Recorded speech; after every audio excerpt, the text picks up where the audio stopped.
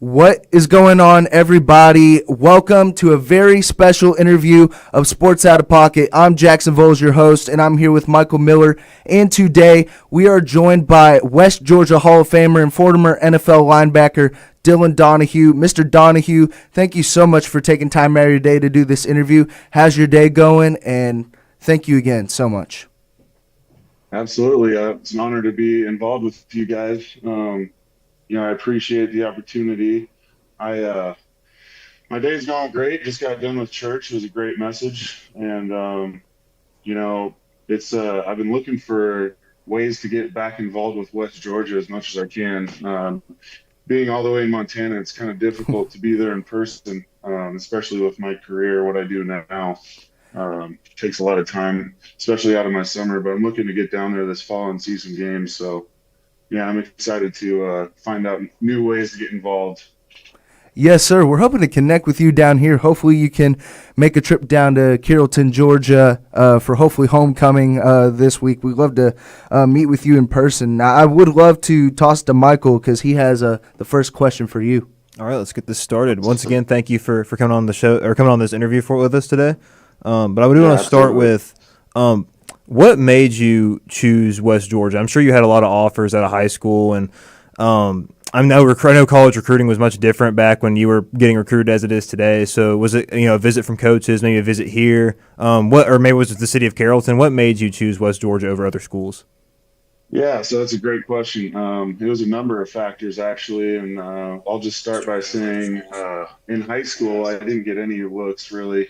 I was good enough to play anywhere I thought, and my dad played in the NFL also, and we both thought that I could go wherever I wanted.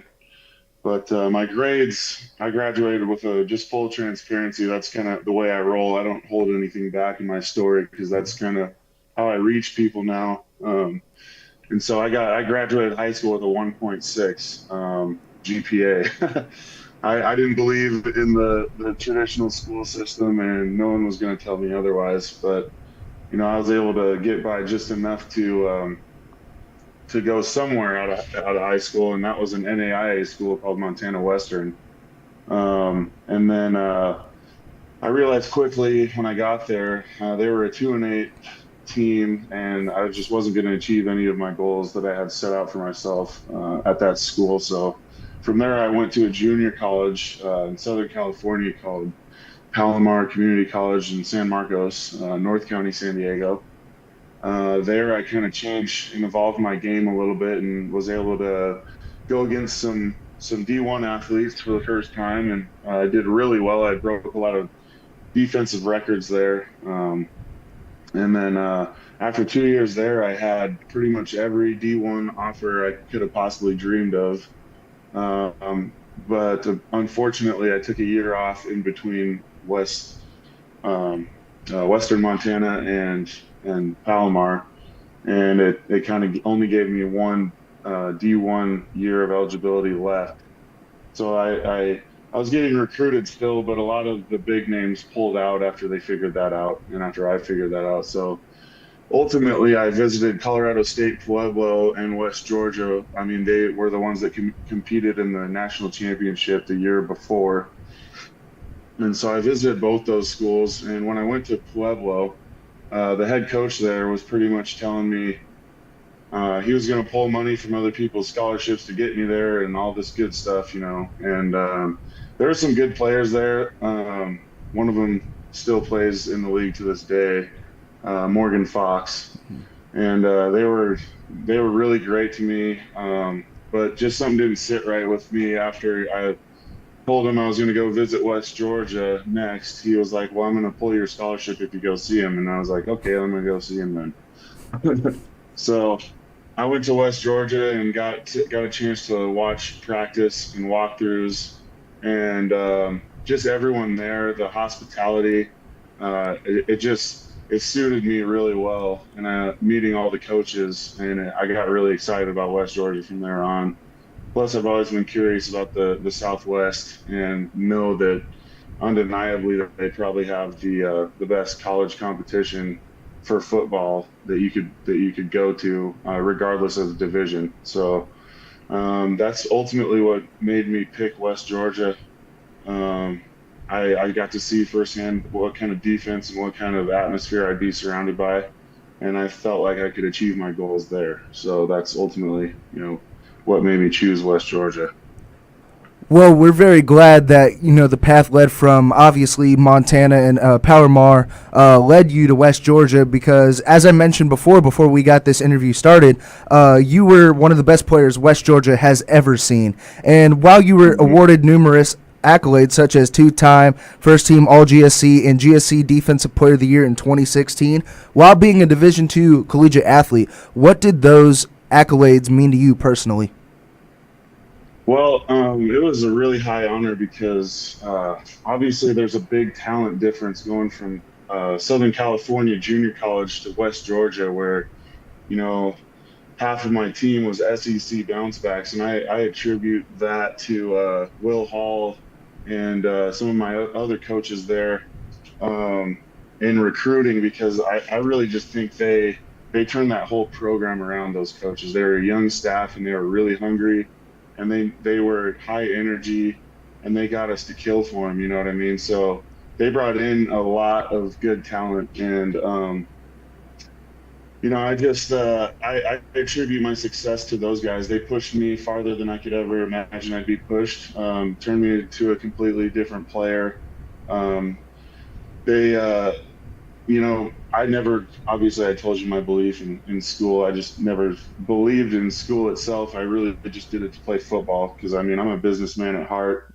I know everything. I didn't really use my degree for anything in my life uh besides teaching kids, which I feel like is my calling in life now. But um yeah, those coaches there and the rest of my teammates, man,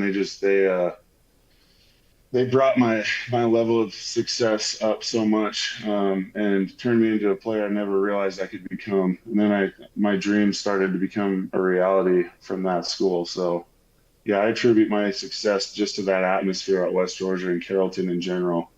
Everyone was so supportive, and that was a complete different scenario compared to what I came from. You know, so And I'm glad that you mentioned the difference between playing JUCO and then coming to West Georgia and some of the challenges you probably had to face when you made that transition to come play at a higher level of competition. We always hear from athletes in the NFL. Derrick Henry, for one, is an interview I heard not too long ago where he was talking about the difference of playing. The SEC, he said, was the closest thing to the NFL, but when he went to the NFL, it was still just miles apart in yeah. competition, just the way it is. How was that for you when you made the transition from West Georgia all the way to the NFL? What was just like the difference between like how fast the game was, how just more competitive it is, how balanced it is? What was like some challenges you had to face when you made that transition? I think the biggest challenge for me, I mean, obviously, I was kind of a victim of my own success at pass rush, at West Georgia. I didn't really, I mean, in my whole career, basically, I was just really good at that DN spot. And so never once did any of my coaches ever dream of making me drop into coverage or learning defensive schemes. They were just worried about my ability to rush the passer and disrupt offenses, which, I mean, that was what I was really, really good at. Um, so that was my biggest challenge, that in the speed of the game and just how smart people are at that next level. I mean, these are their careers, and these are all the best people in the entire world playing the sport.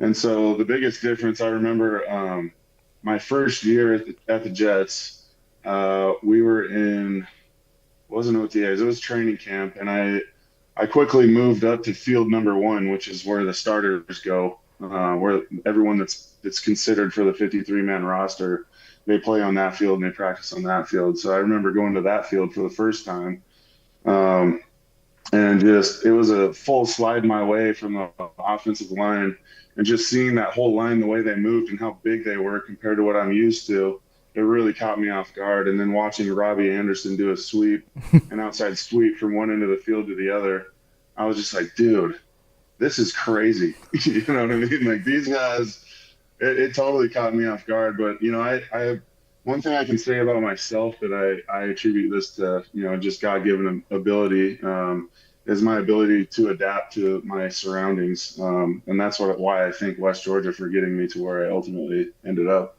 But Yeah, the biggest thing for me was the speed, the size, and the mental capacity of all the players there. Um, yeah, and I had to adapt really quickly to that. But thankfully, my coach Kevin Green, who was a Hall of Fame outside linebacker, Hmm. he really turned me into a completely different player once I got to the Jets. He really opened up the doors to see how great I could really be. And so, God rest his soul, he's gone now, but I consider him like a father figure. He turned me into a completely different player, not only a player but a man. So yeah, It's great to hear that you had like a good sense of mentorship, especially when it came to coaching in the NFL. And Kevin Green was a phenomenal player, and I've heard a lot of stories about him. I had spoken previously with a former Steelers player on a different time a couple weeks ago, and he said that Kevin Green was not just great, phenomenally physically, but also teaching moments. Now, I do want to ask you, related to the NFL and your transition from college to the NFL, what was it like getting your NFL draft call, especially being from a Division II school at the time? What did that personally mean to you, and how did that shape your approach heading into the NFL draft? you know, when I was training for the combine and doing all that stuff with all the other players, I mean, I trained with guys like Patrick Mahomes, Hmm. Jabril Peppers, Taco Charlton, Terrell Basham, um, and Vince Beagle, those kinds of guys. And I really didn't think. I mean, I would have been really happy to have been drafted, but I really didn't think that I was going to until after I went to the combine and was talking to all the teams. I didn't really get any personal interviews with the teams like all the Hmm. big guys get. But I remembered walking in to, they test you for like four days beforehand, and they keep you up all night, and then and then you're supposed to perform on the last day. It's kind of a crazy deal, but I remember walking in to basically doing a track meet. Um, and Kevin Green pulls me aside and talks to me for like 20 minutes. And it just totally caught me off guard. And from that moment, I was just like, there might be a chance that some coaches are secretly looking at me. And before then, I mean, I was on the phone with the Bears in round three. They were talking about putting me at middle linebacker. It was either me or Reuben Foster, and then um, they picked up an offensive tackle instead. And then after that, my hopes just kind of dropped a little bit, and I went downstairs in my room, and I'm like, I just kind of gave up all hope. And then late in the the fifth round, my name got called, and my mom yells down to me. I didn't even have my phone on me at the time. I was at my parents' house, and we were just all kind of there hanging out and watching. And my phone started ringing, and Kevin Green picks up the phone, and he's like, "Hey, you ready to come play for me?" I was like, "Hell yeah, I am, dude!" That was the best moment of my entire life, man. Like all of my work, I since I was a little kid, I wanted to be an NFL player, just like my dad. And funny story, my dad actually played with Todd Bowles at the 49ers, Wow. and he was my head coach at the time. So the stars kind of aligned to get me there, and you know that was one of the best days of my life. I don't really remember any time being happier than that. So it was awesome. Yeah, and I unfortunately never played football. I was a big baseball guy, but I wasn't very good either. But I did love it. And when I was playing, like Chipper Jones is my favorite player of all time. So whenever I Yeah. was in a slump or like was just struggling at the plate, I would always watch videos on him and listen to him talk about different mechanics and different things like that. Was there ever an NFL player, maybe when you were younger, in high school, middle school, in college even, that you like maybe it was your favorite player, maybe you watched to try and correct yourself if you were kind of in a slump or couldn't really understand a concept? Yeah. So I watched Steve Atwater was by far my favorite player growing up. Well, my dad played with him, so I got to meet him in person multiple times when we'd go to the Denver Bronco alumni games. Him and John Elway and Terrell Davis, guys like that, I got to meet in person growing up. So I remember the only thing anyone ever told me growing up, because I never really had a problem on the football field ever. it was always off the field issues that I struggled with, and that continued on later in life as well. Um, but the only thing I ever heard from them was you got to get your grades right because my dad would kind of sell me out. So like, yeah, he's doing really good and everything else, but he can't get his grades up. And, you know, so I remember Steve Atwater pulling me aside when we were at a bowling event, and we were on his team, and he was like, there's at least 50 other Dylan Donahues out there, but some of the other ones got better grades, and you should think about what that means, And I really didn't even care at the time. I was not gonna do homework basically. And when I got to West Georgia, my coach made me sit down and do my homework and let me do my homework on the big screen at the field house. And, that was the first year I made the dean's list. It wasn't that I wasn't smart enough to get good grades. The concept of it, I didn't agree with. So I wasn't going to waste my time with things that I wasn't going to apply later on. And I saw that they made me see that, to reach the goals that you want to reach, you have to do all the little things right, and Coach Green also emphasized that in me. So yeah, I guess that's my mentality on that.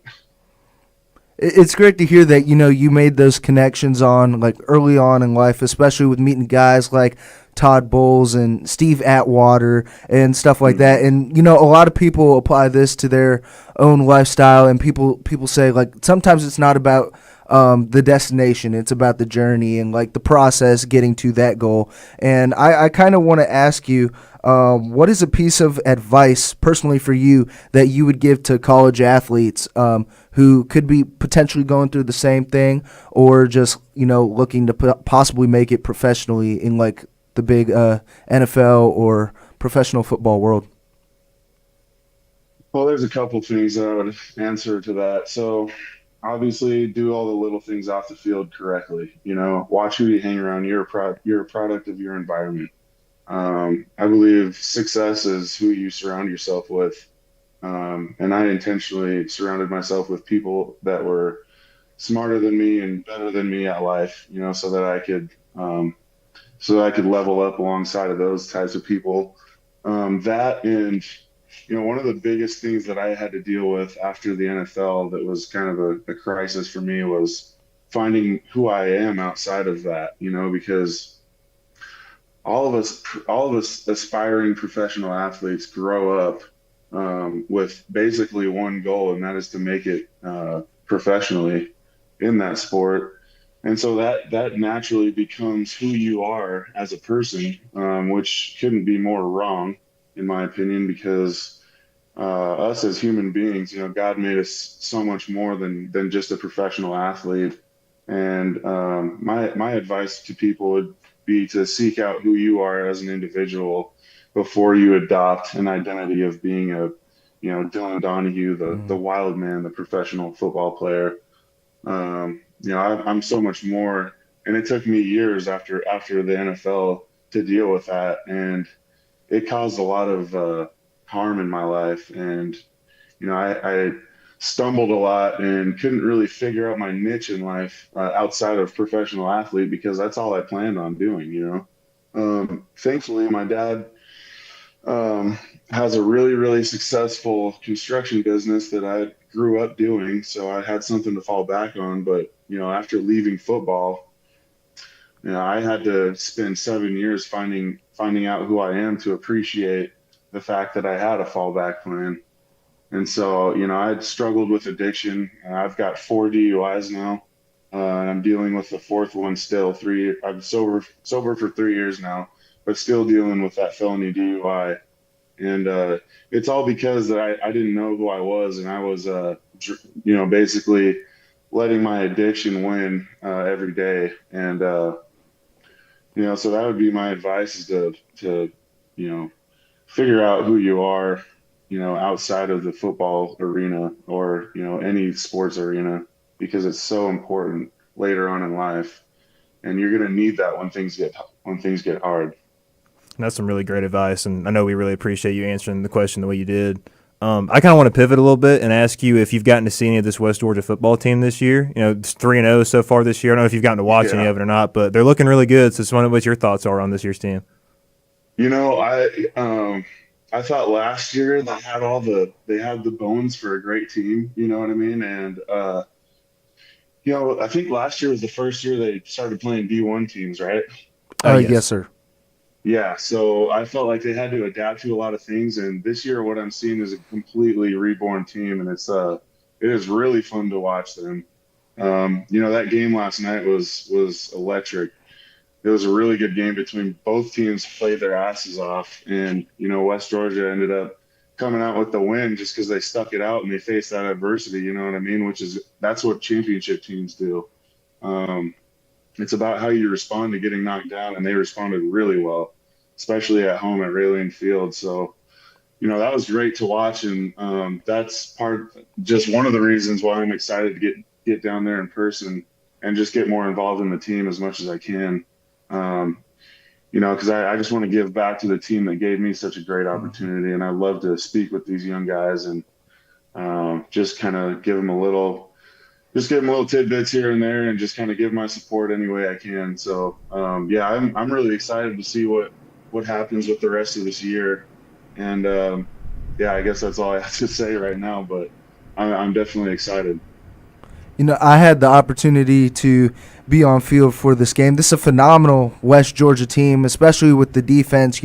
We got amazing guys like Jay Carter on the defense, but there's never going to be another Dylan Donahue on that West Georgia defensive team. But I do actually want to ask you a couple fun questions that we love to ask our athletes and interviewees. So, obviously you were with West Georgia for a couple years, and you were part of the team in like 2014, 2015, the 2016 era. Now, I know athletes always listen to pregame hype songs. Was there ever artists or songs that you listened to before a game that would get you super hyped and maybe affect your performance?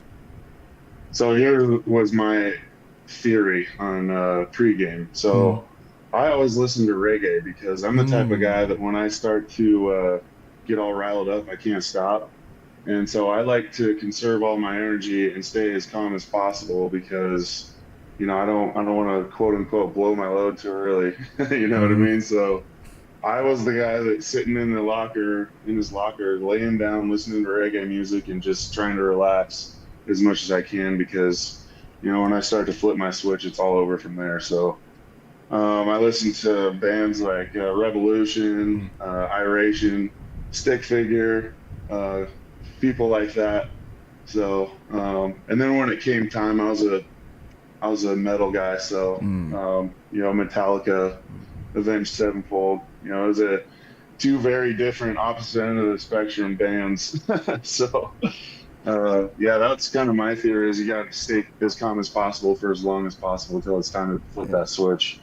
It's amazing to hear that theory, and I can just imagine just putting your earbuds in or headphones on and listening to some Enter Sandman while walking out on that West Georgia football field. But that's amazing to hear.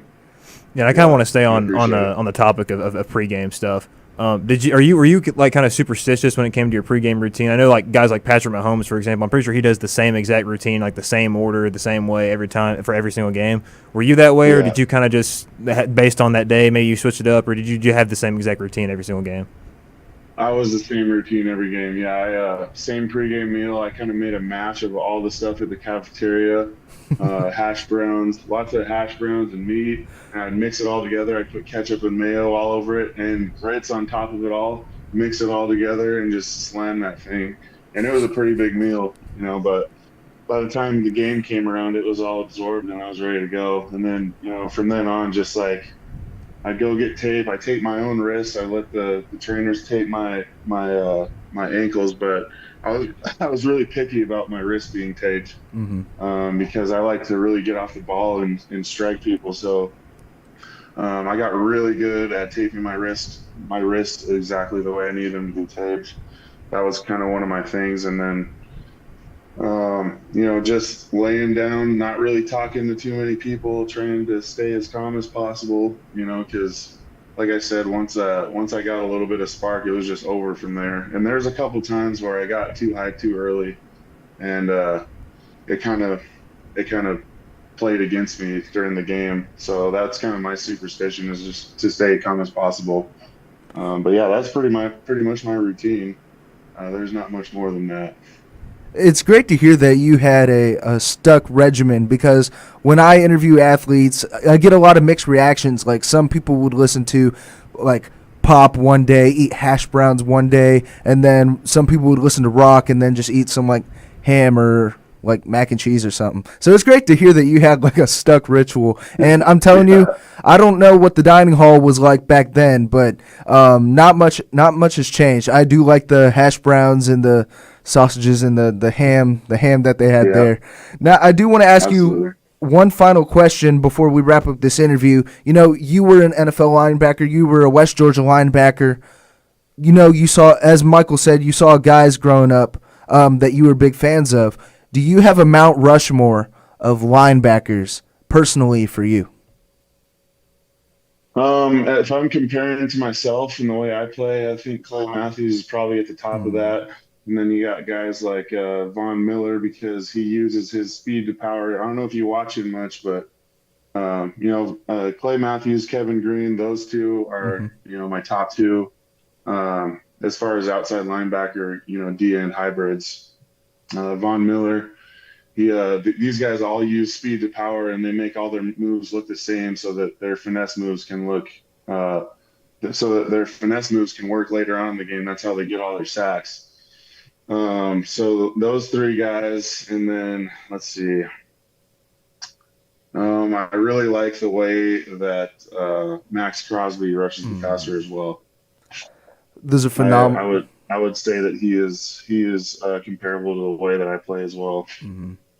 Those are definitely like aggressive and phenomenal linebackers. But Mr. Dylan Donahue, thank you so much for taking time out of your day to do this interview. We really enjoyed having a West Georgia legend, a campus legend, on our interview in our show for Wolf Sports Network. And we hope to reconnect with you in the Absolutely. future. And thank you again for your time. Absolutely. Thank you guys. It's been an honor.